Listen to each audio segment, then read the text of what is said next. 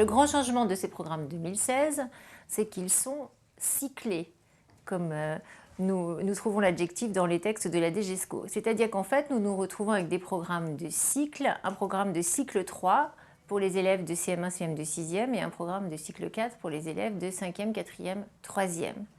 Donc nous sommes dans une logique de construction des compétences des élèves sur une durée de 3 ans.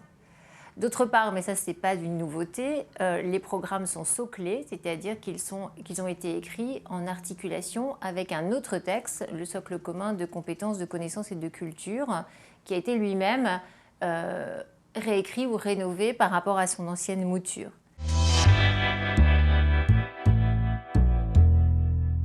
La réforme du collège en histoire-géographie, eh bien, c'est d'abord et avant tout une réforme pédagogique. La majorité des thèmes qui sont à faire appréhender par les élèves sont des thèmes qui étaient déjà dans les programmes de 2008, même si leur philosophie n'est pas exactement la même et leurs problématiques différentes, il n'empêche que le fond ou le fondement demeure. C'est le premier point. Deuxième point, il s'agit d'une réforme disciplinaire, c'est-à-dire que l'enseignant, effectivement, va faire de l'histoire et de la géographie. Cet enseignement, il va le mettre en relation systématique, et c'est l'un des aspects fondamentaux de la réforme, avec le socle commun de connaissances, de compétences et de culture qui est entré en vigueur à la rentrée dernière. Il s'agit de faire appréhender les connaissances par les élèves au travers de compétences qui vont être mobilisées dans l'approche des documents, dans les situations d'apprentissage qui sont proposées. Par conséquent, un lien au socle systématique. Ces programmes, troisième point, sont à prendre dans leur globalité. Le collège est composé de 2 cycles, le cycle 3, ou plutôt la fin du cycle 3, et le cycle 4 de la 5e à la 3e.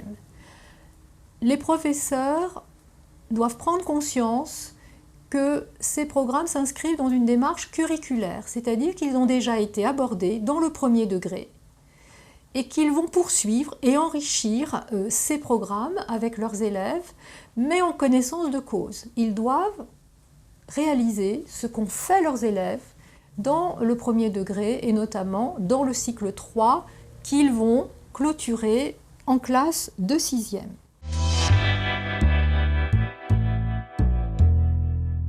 Ces nouveaux programmes sont construits autour d'une notion clé de géographie pour chaque année. Donc pour le cycle 3 et en classe de 6e, autour de la notion de habiter. Pour le cycle 4, en classe de 5e, la notion de développement des territoires et des sociétés dans un cadre de changement global. En 4e, on retrouve la notion de mondialisation. Et en 3e, la notion clé qui file sur l'année est celle de territoire, et notamment la construction des territoires de la France et de l'Union européenne. Sinon, nous retrouvons dans ces programmes une démarche géographique bien connue maintenant, qui est celle de la démarche inductive, qui permet de partir d'un cas concret pour aller vers une mise en perspective à une autre échelle, notamment à une échelle nationale ou mondiale.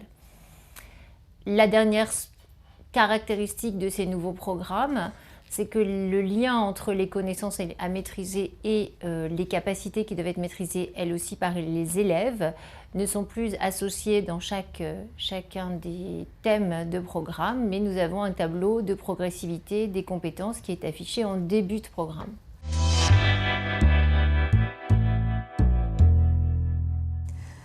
Tout à l'heure, j'ai dit que l'enseignement de l'histoire et de la géographie était avant tout axé sur la pédagogie.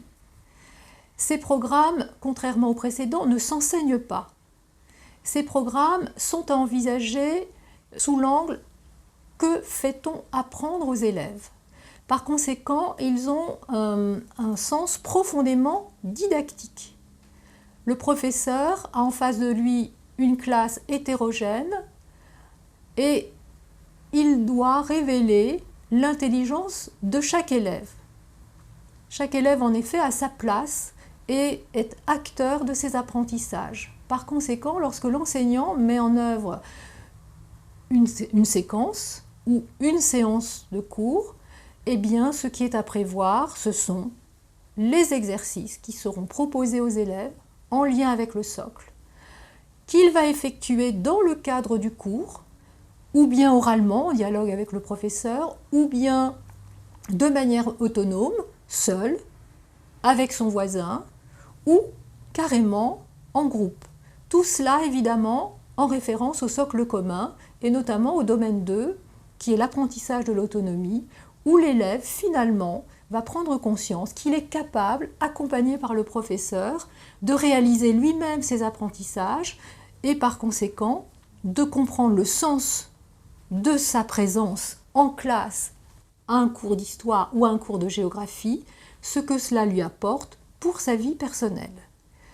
Il est évident que pour que ces séances prennent véritablement sens et que l'élève soit motivé dans la réalisation par lui-même de ses apprentissages, eh bien, il est important qu'il soit évalué sur ce qu'il a effectué pendant 1 heure de cours. Évaluer, ça veut dire où est-ce que j'en suis de mes apprentissages, c'est-à-dire qu'est-ce que je sais faire et qu'est-ce que je ne sais pas encore faire, ou du moins qu'est-ce que je dois améliorer. Et cette évaluation en cours de formation fait réellement partie de la réforme parce qu'elle permet à la fois à l'élève d'être conscient de ce qu'il vaut à un moment donné de son parcours, et en même temps, elle lui renvoie une estime de lui-même parce qu'il va se rendre compte qu'il sait faire des choses et qu'il doit encore en apprendre. Et cela, c'est, je pense, révolutionnaire.